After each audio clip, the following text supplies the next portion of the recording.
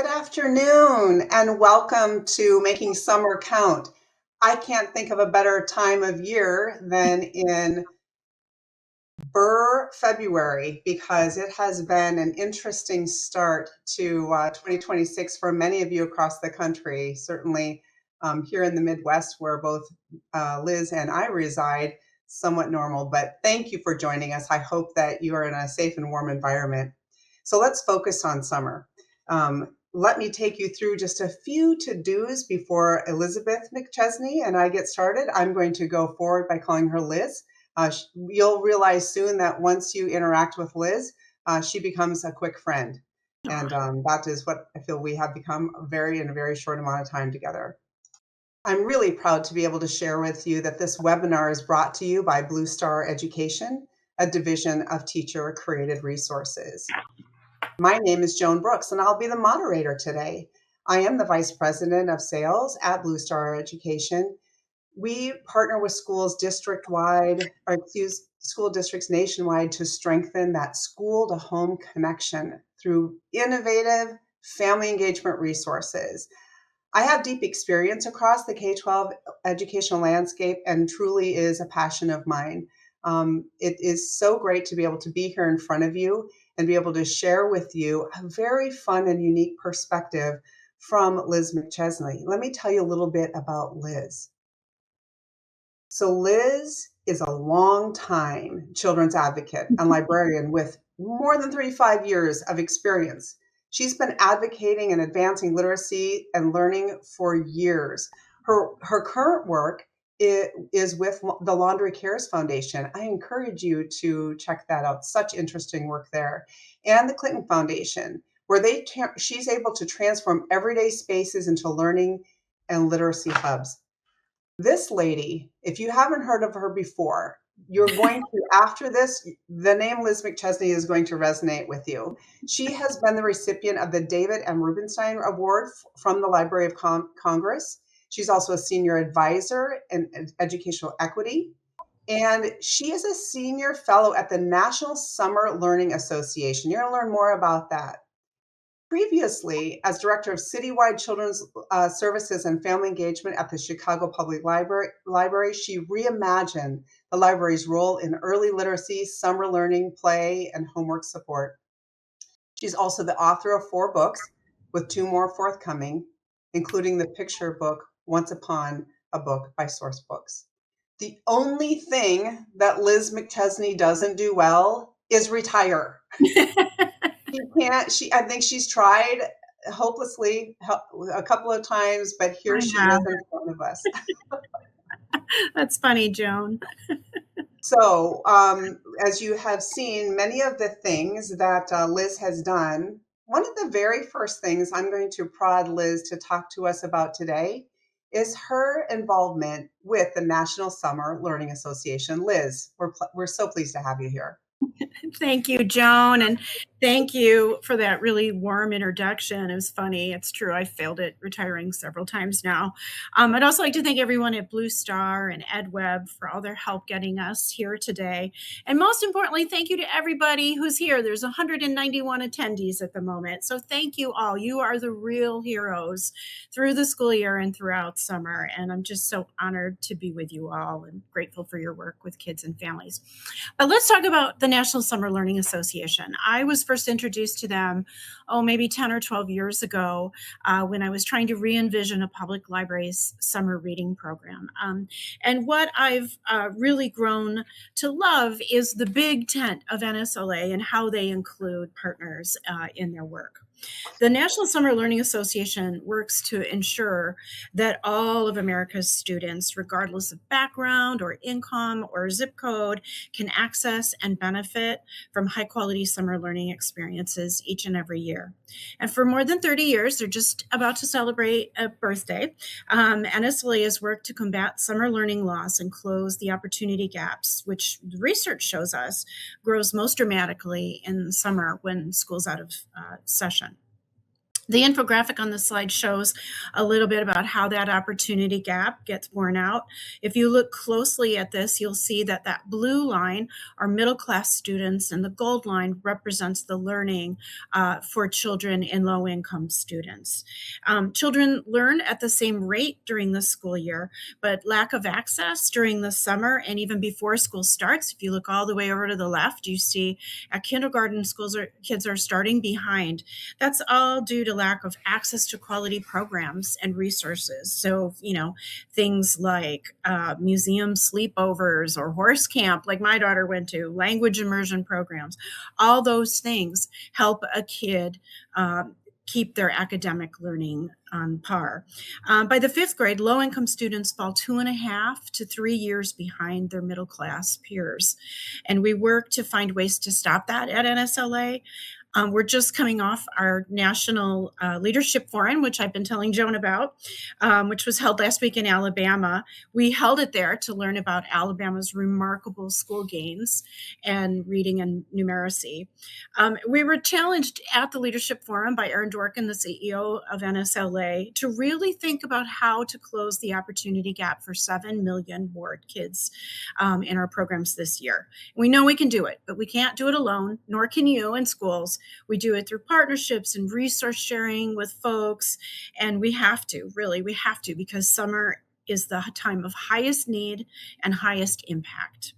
And part of how we do that at NSLA is to support, train, and collaborate with a really broad and ever-growing network of over 35,000 leaders representing folks like you in schools, youth-serving government agencies like my background in public libraries, not-for-profit organizations, groups like the American Camp Association, and corporate partners, all focused on improving the lives of young people and their families. At NSLA, we always say, summer isn't just a season, it's a strategy. That is so powerful, Liz, that statement, and it's really resonated with those of us that you have shared as we're developing this time together.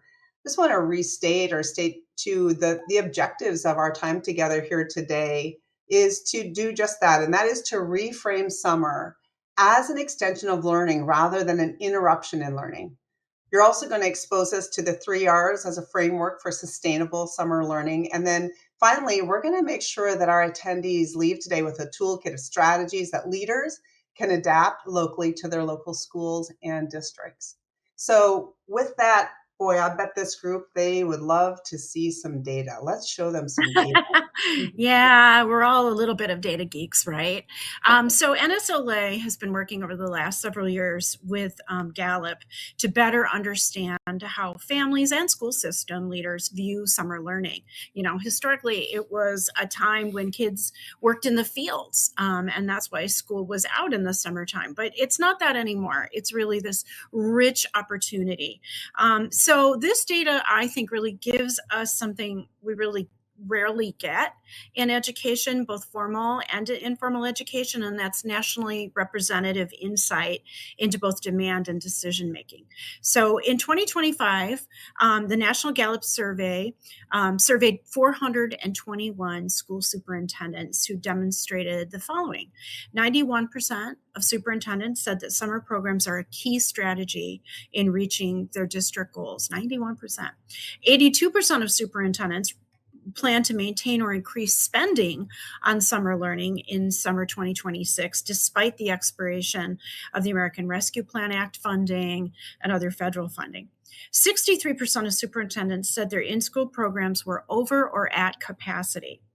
So that's kind of where we start today, is understanding superintendents. But let's dig into what we also thought was important to survey, and that's parents.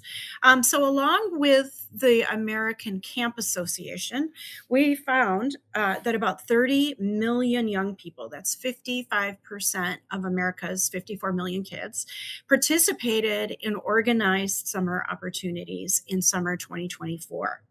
So that's a lot. That's a powerful reminder that summer really matters to families and community. But access is really uneven here.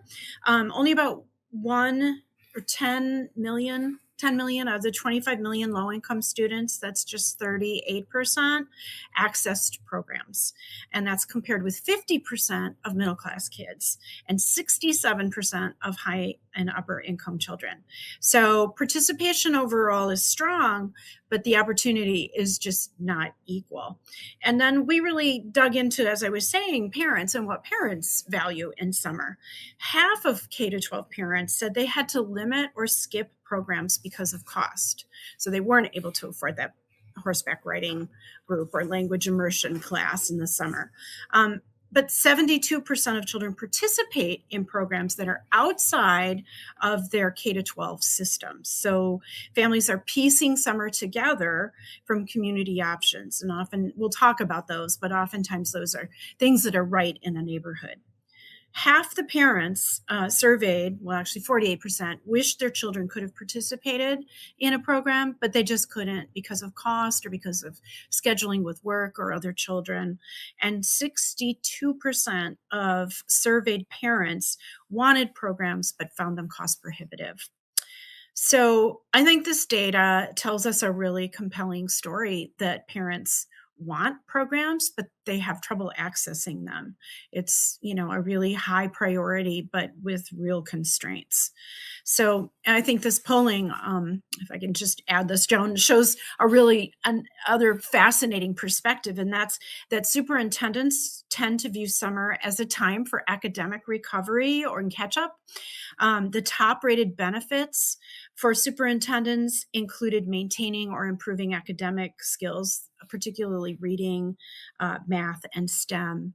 The 55% said they liked that kids were engaging in enrichment activities, and 23% said improving mental health outcomes was important for them. But parents overwhelmingly said what they want was for summer to be fun. They want fun for their kids. They want enrichment, and they want to focus on the whole child. They value social skills, confidence, friendships, new experiences over those academic skills. So, it's really interesting, and I don't know the answer to it, but both perspectives are obviously really valid. But when they aren't aligned, programs risk missing the mark. If a district designs summer purely as remediation, families may choose not to opt in because they're looking for that fun element. And if programs are only enrichment without learning intention, districts may not see the outcomes that they really need for their kids. So NSLA really walked away, like we sat and scratched our head for a minute about it, but we walked away understanding the strongest programs combine joy and engagement and learning and relationships, which we'll talk about, and skill building. It has to be both. And we learned that last week in Alabama with representatives from the Alabama state school systems there. So what can we learn as we build out, summer for 2026? Design for engagement first. Choose programs that families will want to attend. If it doesn't feel different from the school year, you're probably not doing it right. And participation will drop. Summer should look and feel like summer. Hands-on, project-based, social, active, all those good things. And then reduce financial and logistical barriers as much as is possible. Consider sliding scale or free options if it's all possible. Partner with local community organizations like libraries. You're going to hear me talk a lot about libraries. I love libraries. Parks, community organizations, and sites located where families are already spending time. Because access isn't really just equity, it's enrollment. And then two, I think we have to integrate academics into engaging experiences. Learning doesn't have to be separate from fun. Literacy in a makerspace, science outdoors, math in cooking.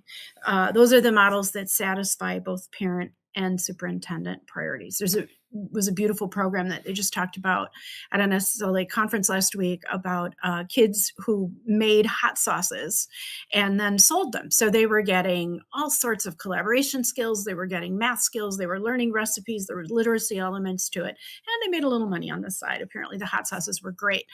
They were gone. They were there, but they were gone by the time I got to the dinner table. I'd also say we have to communicate the value really clearly to families. Parents respond to things like building confidence and friendships and real world skills. Um, I think there's a tendency for educators to message the academics first, but that Gallup data you see really suggests reframing our outreach to families to highlight whole child development and build community partnerships, which we'll talk about. But since most participation happens outside of school, districts just don't have to do this alone. Schools do so much anyway. You do not have to do this alone. Libraries, camps, all those youth organizations in the community, cultural institutions are probably already providers and trusted messengers in the community for your families. So strategic partnerships that expand reach and reduce cost are really important. And just the last thing I'll say on this, because I know we have far to go, is that families really want some summer learning. Superintendents value summer learning, and the opportunity for us now, I think, for 2026 is really about aligning those opportunities and providing deeper access. When programs are affordable and intentionally designed, summer becomes not just a bridge, but really like a launch pad for kids. Liz, this is such amazing data to support the work that our listeners are really embarking upon. Uh, we don't have attendees today that need to be convinced that summer is a scary time and that summer Yeah, loss, summer hard pride, all of time. those things. No one needs on this call likely needs to hear that data because they're living it and breathing it. Yeah. But this data, I have a feeling there were a lot of screenshots taking place the moment that we put this slide up to be able to support and inform those that make more of the decisions within their districts and their schools as well too. All I right, hope so. so I think it's really important, and there's a full report on the Gallup data on the National Summer Learning Organization website, which is summerlearning.org. awesome. More to dig into there. All right, so now let's start to apply and talk about the Yeah. 3 R's. I love framing this as the 3 R's, and I love that there's a little anchor on this slide because really, if I had to name the single most important ingredient in summer learning, I think it would be relationships. I know it would be relationships. And I love these 3 R's. Kids and adults don't learn in a vacuum. You all know that. I know that. Learning is relational, it's social, it promotes mental well being. And summer gives us this powerful opportunity to bring relational learning to the center. We know the data shows, that Gallup data shows, families really want this. So I like to use the image of an empty backpack and think about what it is we would all put in that backpack for kids at the start of summer. Imagine every kid had one. The question is, what do we fill it with so those kids can succeed? And of course, we would want to put in, phonemic awareness and numeracy and literacy and good books and 21st century skill building and a love of learning. All those elements would go into that backpack. But the very first thing I think I would want to put in that backpack is all of you. The trusted, caring educator who has a real relationship with that child. Now, I know you won't fit in the backpack, but the connection that you build with kids absolutely does. Summer is a time when kids connect, and when what they learned in school with who they are, and they learn how to make sense of all those things that they learned in school. Summer is a time that students learn and engage in new ways with all that good content that they got from you. But when they come back to school in the fall, usually if they tell you about summer, my hunch is it's not about the worksheets they did or the bubbling in that they did, even of a reading log. It's maybe the camp counselor who taught them how to name the constellations and look at the stars, or the librarian who helped them discover that Dogman is their new favorite series, or the program leader who saw that kid was a beautiful singer and had them up in front of their park group. It's the adult who learned their name and the place where they felt welcomed and feel that they belong. That sense of belonging is so critical to children's summer learning and learning all year. And when children remember summer, they often remember the relationship.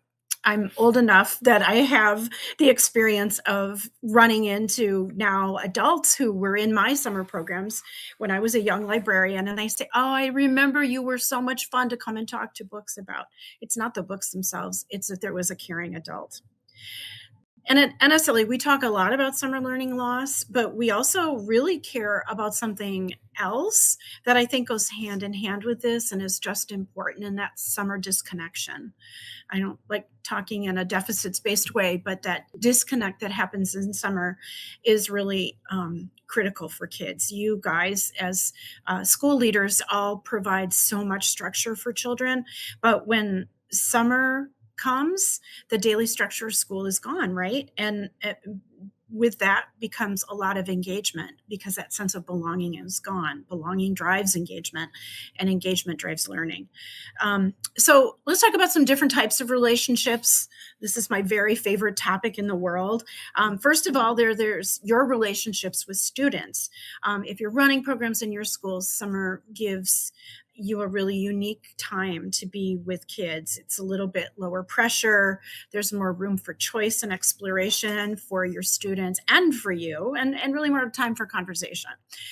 So that's where the struggling reader can begin to be seen as, oh, that kid who loves a graphic novel, or the child with an attention issue becomes the animal expert or the storyteller in the class. And that identity shift really matters. When students feel known, they take risks. And when they feel valued, they participate. And when they feel safe, they learn. So sometimes the most powerful summer strategies are greeting a kid by name, and asking what they're curious about, or letting their interests guide how the day unfolds. Because a child engages with a book or a program, they're really engaging with a person. So, and I think it's fun for educators too, to have that little bit more informal time of really enjoying what kids are saying and thinking and doing, and building those relationships right back.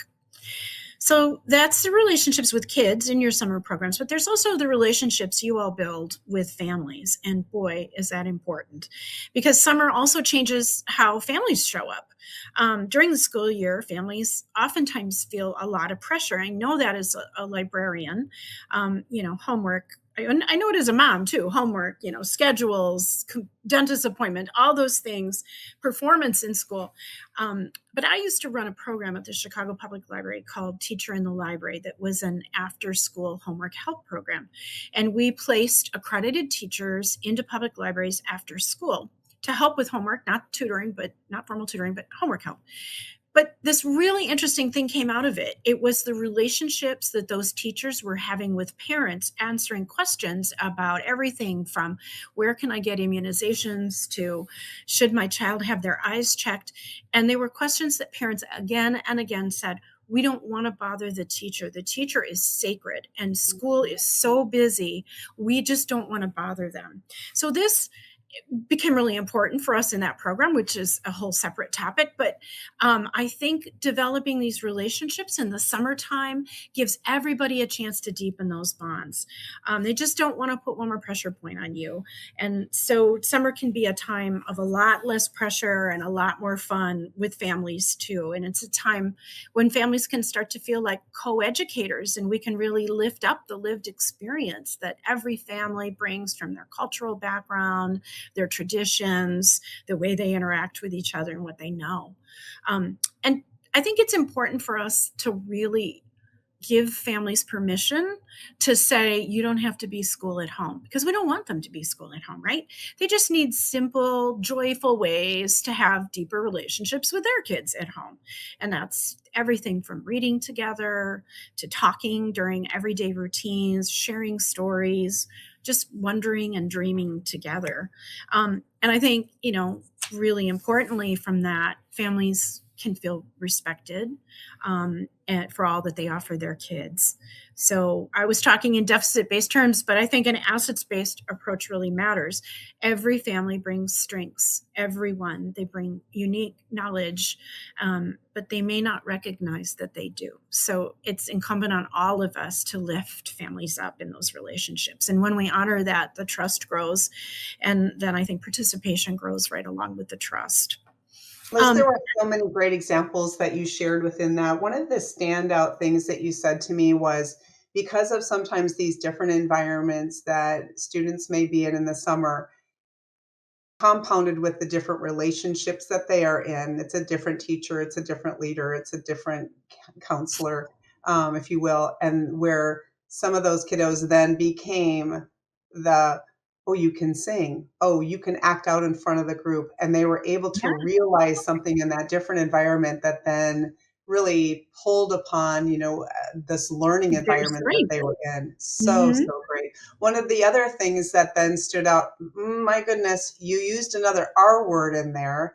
And I'm going to flip this over because this can be such an area of the make it or break it. Routines. Yeah, routines are really important. They're where the learning experiences stick together, right? They're good for parents, they're good for kids, they're good for all of us. And when we say routines in summer, we don't mean rigid schedules or recreating the school day. I always say summer should still feel like summer, but we do mean these 3 points highlighted in green here. Predictability helps keep kids feel safe, and flexibility and consistency. Routines are where those things become really possible. So during the school year, those routines are just built into the day. They're baked in. They know when they'll eat, they'll play, they'll learn, they'll rest. But when summertime comes, that structure disappears. And while freedom, a little bit of freedom is wonderful, too much unpredictability can actually make it harder for children to stay engaged. So we want simple routines that support emotional regulation and reduce stress for families. I think we help children know what to expect. We help them plan their own day and regulate their own emotions.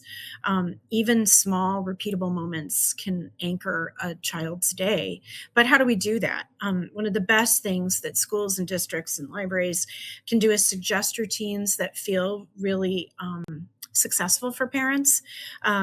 Families are busy. They don't need a 60-page thesis on what summer learning is, the way we put out at NSLA. They need really realistic ideas, bite-sized opportunities that fit in with their day full of work and other kids' schedules and all the things. So you can imagine a simple school calendar on the school website for summer activities and summer things that are happening in the community. Nothing fancy, just something families can access easily.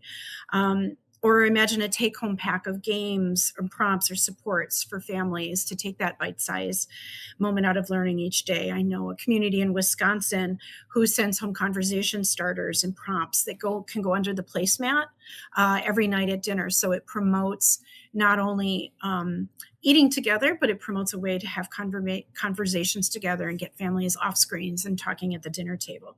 So I think just normalizing small routines helps families feel empowered rather than pressured. I've got more examples of those. Offer your families a 10-minute read together routine.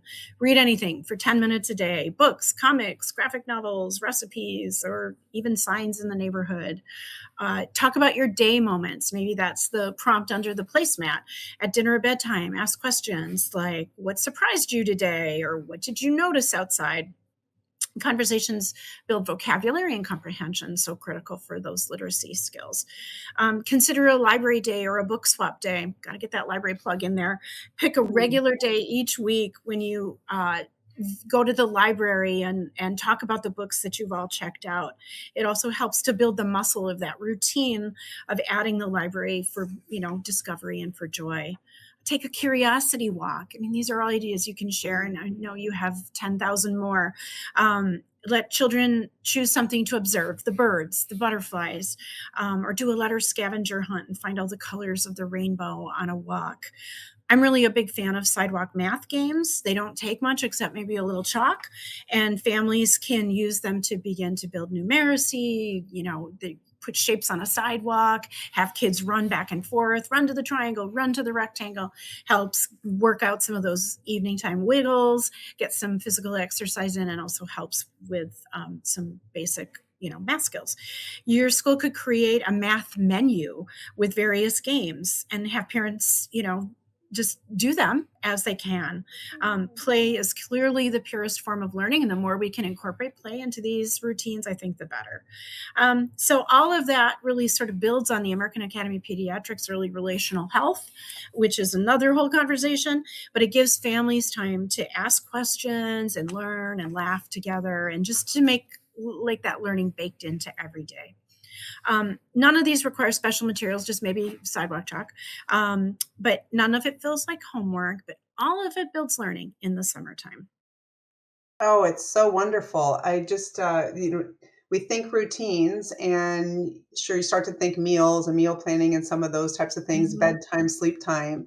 And then sometimes you think 9 to 9:50 and bell rings type of thing for it to be academic. But you've really shared with us great ideas and ways in which that academic piece can be slipped in, and it can trick both the parent and the student there a little bit. That was play, but it turned into some learning. I absolutely love it. And the conversation starter, I think I'm going to put that under the placemats of my adult children the next time we are together for dinner. So. It works really well. I do it with my 23-year-old twins.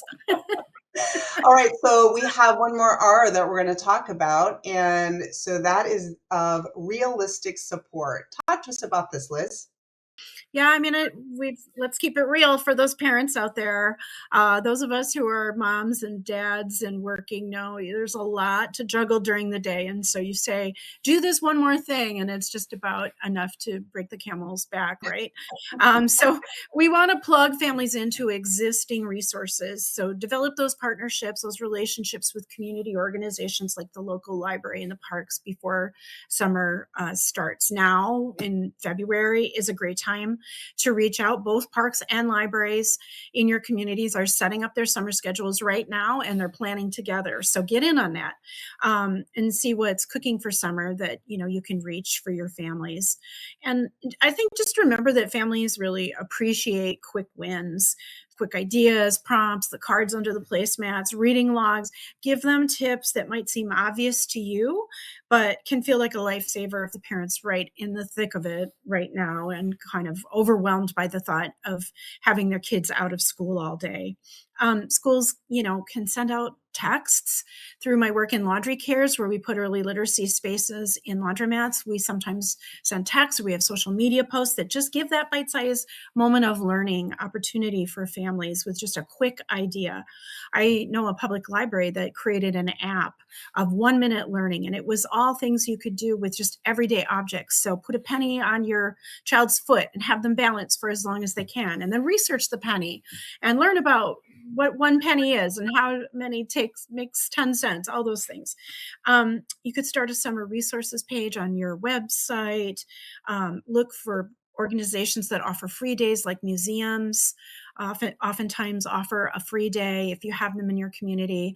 And oftentimes public libraries have museum passes that will allow a family to enter a museum for free. So sharing all those resources in the community are really great ways of realistic support. And of course, we have to remember, the language constraints of families and the multilingual resources that reflect the diversity of your communities. But then I think I just really want to say this about realistic support is connect it back to the school year. So children are incredibly motivated by recognition and belonging. And when we walk back over the bridge from summer to this school year, we want kids to know that their summer learning counts and it matters to you and the school, and that we notice it and we celebrate the kids' efforts for it. So there's some great examples of how schools have done that. Schools I've worked with. I had a neighborhood school that always had a sock hop for kids who'd participated in summer reading, or there's a principal who will sleep overnight on the roof of his school if kids read to a certain level that they set in the springtime, or they've donated, pounds of food to the animal shelter. Some schools, if a lot of libraries will give out T-shirts for kids in the summer if they meet their reading goal, and the schools will say, it's Summer Reading T-shirt Day on Tuesday, and everybody shows up in their T-shirt and just feels really special. It can also just be a really, like a sparkly pencil or a certificate for the kids who participated. And then other schools who, just create bulletin boards highlighting the names of the kids who participated in a local eco trekking camp or library reading or museum explorers camp. But I think, making kids feel proud for what they did in summer, families feel validated that way too, and community partners also feel really validated. And that's how I think we move out of all these silos that get created in communities into creating a real learning ecosystem that you're the heart at.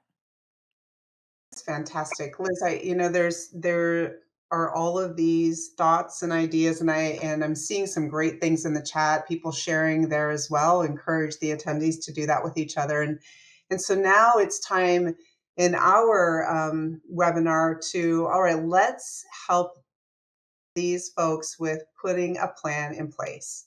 So give us some of these really practical from the trenches, putting it in place. You got to plan it, right? But you don't have to do it alone. And in fact, you shouldn't. Create a partnership map and really just keep it simple, a visual or written list of who's in your community you're serving. I've talked a lot about libraries, but church faith-based churches, synagogues, mosques, faith-based organizations all have really robust summer learning. YMCAs, Boys and Girls Clubs just committed themselves to summer learning last week in a really big way. Community centers, local not-for-profits, arts groups. So to create that partnership mass, I'd ask, who serves the same students we do? And who already has trusted relationships in the community, and who offers programs in June, July, and August. And what you'll discover is that there's a lot happening. It's just not coordinated. That's I think the real need is coordination. And I can tell you there was one school who recognized that the library had this robust summer reading program. And once they connected, students helped promote it to other students because it was fun. And so the district didn't have to create any new programs. They just tapped into what the library was doing. And then have a communication plan.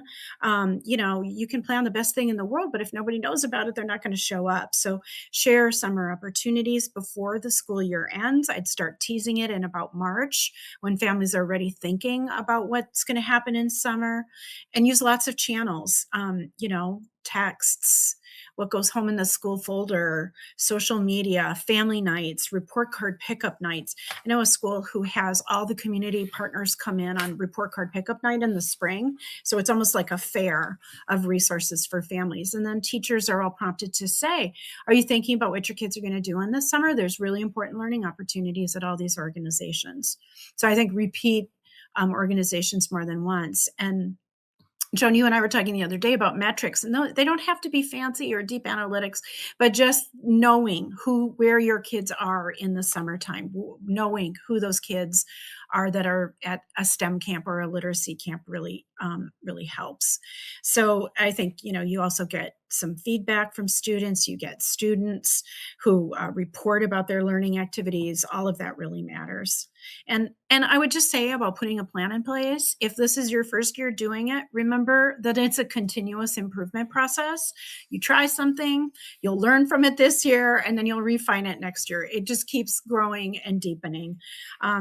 Maybe the first partnership you establish this year is going to be not quite what you want or incomplete.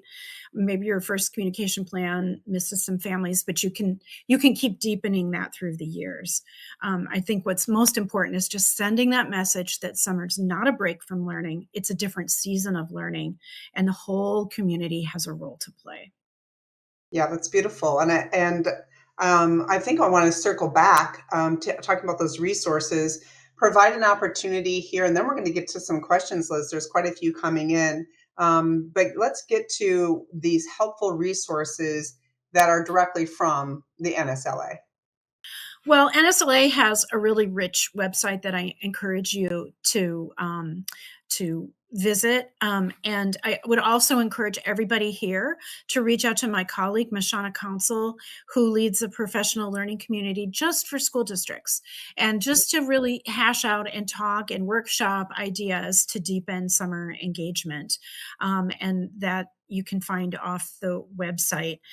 We offer a lot of practical tools and research and real world applications from partners across the country who are doing this work well. A couple of them are listed here. The top bullet point on this slide is actually Discover Summer, which is a parent resource of all the programs by zip code. So you can plug that in and there's your partnership map already. It's already there. We have planning guides, the Destination Summer Learning Planning Guide, the third item listed on this, is really a high impact guide for aligning your programs to outcomes. It was done in partnership with the Pear Institute at Harvard University.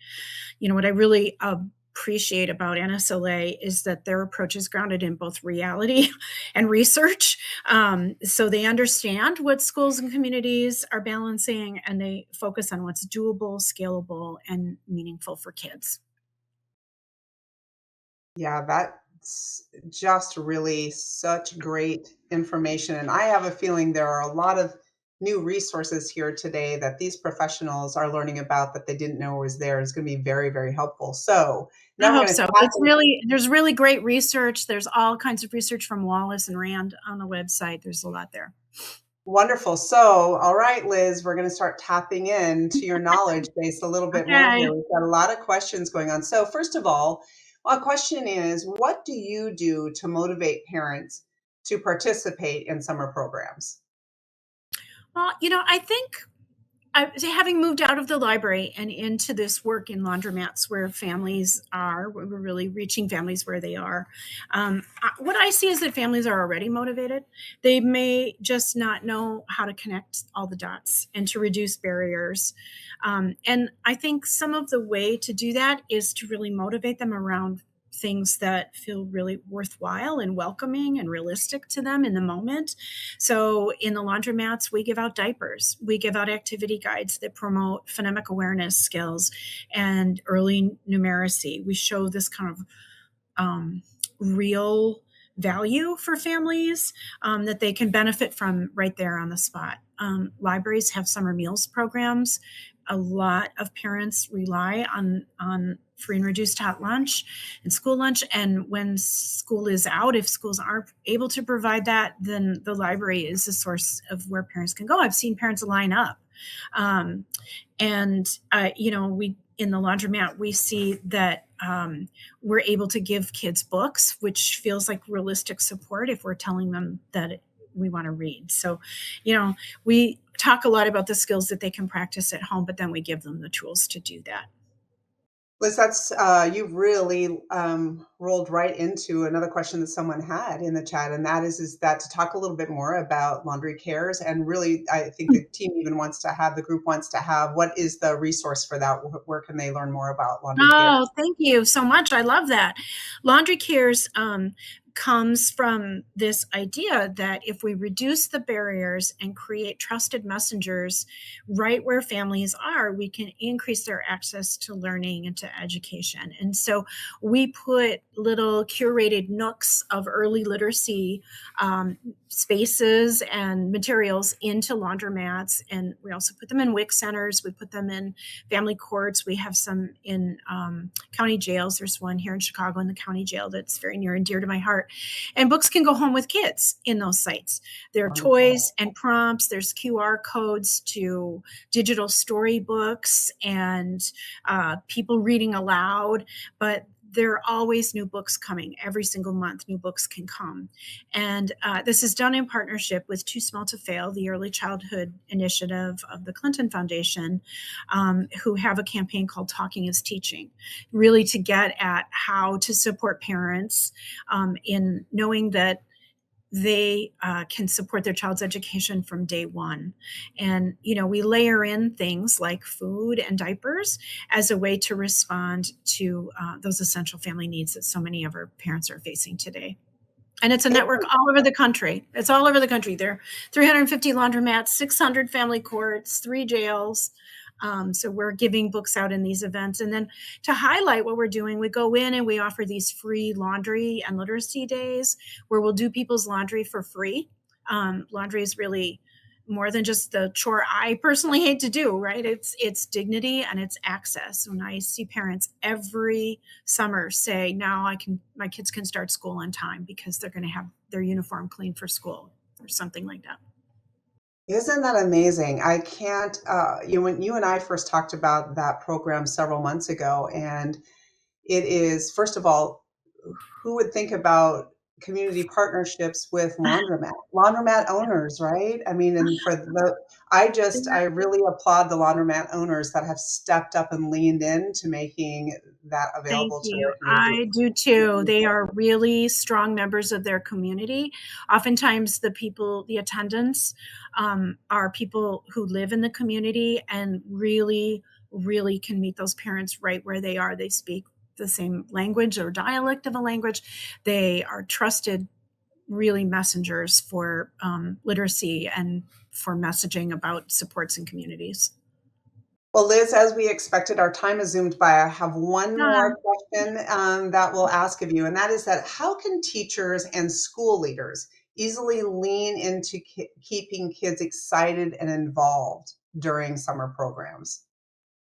I think, far be it from me to say teachers should do one more thing, but being excited yourselves is a really important link. If you say when the librarian shows up in your 3rd grade classroom, oh my gosh, there's Mr. Derek, and he's going to tell us about summer reading, and I love summer reading. In fact, on my own vacation, I plan to read 10 novels this summer.